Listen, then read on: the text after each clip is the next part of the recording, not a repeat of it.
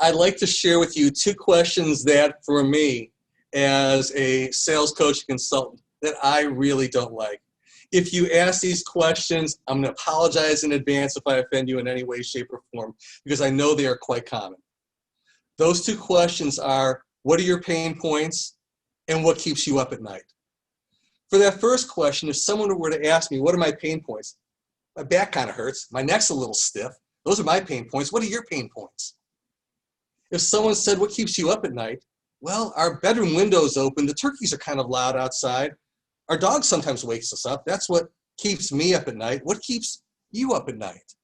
That's how I'd answer them. I'm not going to disclose when someone says that. To me, now you're asking for me to sell on your behalf. You're asking me to be the salesperson by telling you my pain points. Here's what I would encourage you to do, and I do this very sincerely. I want to know what's going well. If I'm out there to train their salespeople, I want to know, what do your salespeople do well? What are you proud of that they do? And let them tell you. Then I will ask, what do you see as the possible areas of improvement? What would you like to see them do better? And they will open up to you. In fact, it's kind of funny. When you go that direction, when you ask them what they do well, they start telling you about what they don't do well.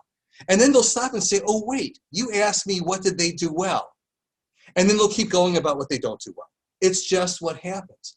If you focus on the positive first and then come back and ask about what they can do better, it's amazing how much your customers will open up to you, as opposed to asking about what keeps them up at night.